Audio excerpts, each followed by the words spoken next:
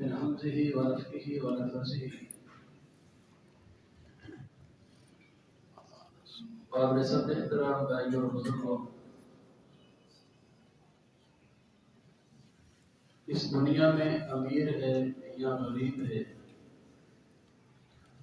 اعلیٰ ہے یا ادنا ہے، ایک بندے کے پاس رزق کی بے شمار فراوانی بھی اگرچہ موجود ہے، اس کے باوجود اگر اس بندے کو ذہنی سکون میسر نہیں ہے تو وہ بندہ بے بہا دولت کے باوجود ایک بے سکون انسان کی طرح چل پھر رہا ہے، نیند کی گولیاں کھا کے، ڈپریشن کی گولیاں کھا کے وہ اپنی زندگی کے لیل و نہار کو گزار رہا ہے۔ تو سکون میرے بھائیوں جو ہے نا، اللہ کی بہت بڑی نعمت اور بہت بڑی دولت ہے۔ بغیر دوائی کھائے، بغیر اینٹی ڈپریشن استعمال کیے، اگر اللہ نے آپ کے دل، دماغ، طبیعت کو پرسکون رکھا ہوا ہے، اس سے بڑی دنیا میں دولت اور کوئی نہیں۔ سکون کن چیزوں کی بنیاد پہ اللہ انسان کو نصیب فرماتے ہیں، یعنی وہ اعمال کون سے کہ جن سے ہماری زندگیوں میں سکون کی برسات اللہ نازل فرمائے۔ تو ان میں سے ایک عمل نبی مکرم صلی اللہ علیہ وسلم نے ارشاد فرمایا اللہ آسمان سے فرشتوں کو زمین پہ بھیجتے ہیں، اور یہ فرشتے زمین پہ چل پھر کے تلاش کرتے ہیں کوئی ایسی مجلس جہاں پہ اللہ کی بات ہو رہی ہو، اللہ کا ذکر ہو رہا ہو، کوئی دین کے نام پہ مجلس قائم ہو۔ فرشتے جب اس مجلس کو دیکھتے ہیں تو حضور علیہ السلام نے فرمایا فرشتے اس مجلس کو چاروں طرف سے نہ گھیرے میں لے لیتے ہیں۔ نزلت علیہم الرحمہ، اور آسمان سے اللہ اس مجلس پہ بیٹھے ہوئے تمام لوگوں پہ رحمت برسانے لگ جاتے ہیں۔ یہ دین کی بات کو لوگوں نے معمولی سمجھا ہوا، اس کام کے لیے میرے بھائیوں بیٹھنا اتنا اللہ کو پسند ہے، فرشتے چاروں طرف سے گھیرے میں لے لیتے ہیں اور اللہ آسمان سے رحمت برسانے لگ جاتے ہیں۔ یہ کوئی بھی لفظ میرے نبی کا کہا ہوا ہے جو میں آپ کو سنا رہا ہوں صلی اللہ علیہ وسلم،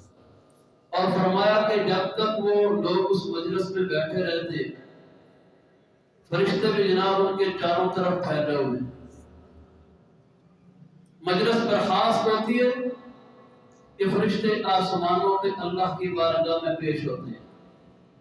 اب اللہ جاننے کے باوجود ان سے سوال کر رہے ہیں، بتاؤ میرے فرشتوں، تو کہتے ہیں یا اللہ فلاں فلاں جگہ پہ ہم نے تیرے کچھ بندوں کو پایا جو تیرے ذکر کے لیے تیری یاد میں مجلس قائم کیے ہوئے تھے۔ اللہ رب العالمین فرماتے ہیں میرے فرشتوں یہ بتاؤ، یہ جو اپنا وقت چھوڑ کے، ظاہر کوئی بندہ بھی کسی مجلس میں اپنا کچھ وقت نکال کے بیٹھتا ہے، کوئی دکان چھوڑ کے آیا، کوئی اکیڈمی چھوڑ کے آیا، کوئی جناب کہیں سے، اللہ فرماتے ہیں جو بیٹھے ہوئے تھے چاہتے کیا تھے، کس مقصد نے ان کو بٹھایا وہاں پہ؟ وہ کہتے ہیں یا اللہ وہ صرف تیری رضا، تیری جنت کے طلبگار تھے۔ اللہ فرماتے ہیں میرے فرشتوں انہوں نے جنت کو دیکھا؟ فرشتے کہتے ہیں اللہ ابھی تو دیکھا نہیں، تو تڑپ اتنی ہے کہ وہ جنت کے حصول کے لیے ہی عمل کرتے پھر رہے، دیکھ لیں تو پھر پتہ نہیں شوق عالم کیا ہو۔ اللہ کہتے ہیں اچھا اور یا اللہ وہ تیرے جہنم سے ڈرتے ہیں، اس سے پناہ مانگتے ہیں۔ اللہ فرماتے ہیں کیا انہوں نے جہنم کو دیکھا ہے؟ یا اللہ دیکھا نہیں ہے، تو ان کے اوپر تیرے خوف کی کیفیت یہ ہے، اگر دیکھ لیں تو اللہ پھر پتہ نہیں کیفیت کیا بنے۔ سوال و جواب پورے ہوتے ہیں تو میرا رب پھر آخر پہ اعلان کرتا ہے میرے فرشتوں میں تمہارا رب تم کو گواہ بنا کے کہتا ہوں اس مجلس میں جتنے بیٹھے ہوئے تھے میں نے سب کو معاف فرما دیا. یہ اتنا بڑا خزانہ ہے. اللہ اور اس کے رسول علیہ السلام سے محبت اور دین کے لیے وقت نکال. اللہ فرماتے ہیں میں نے سب کو معاف کر دیا. تو حضور علیہ السلام فرماتے ہیں ایک فرشتہ نہ وہاں پہ کھڑا ہوتا ہے, کہتے یا اللہ ان میں ایک بندہ ایسا بھی تھا جو اس دین کی مجلس کے لیے نہیں آیا تھا,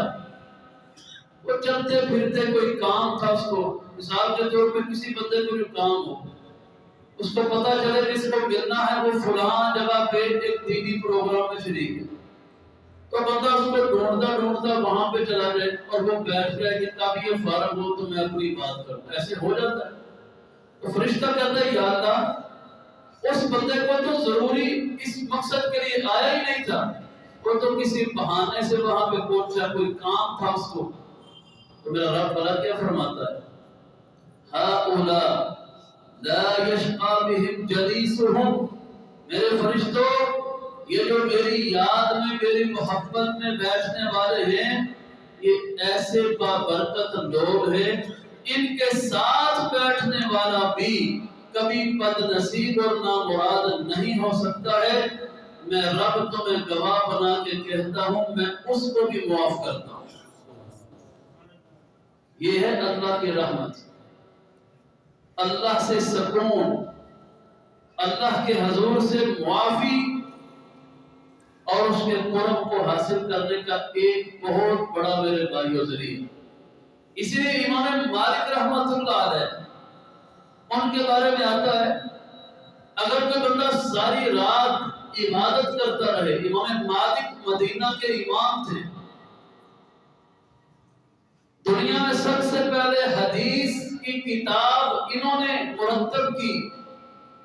اور امام مالک کے بارے میں یہ کہ ان کو 17 سال تک اللہ کے نبی علیہ السلام کی خواب میں زیارت نصیب ہوتی رہی. مسجد نبوی جہاں آج لوگ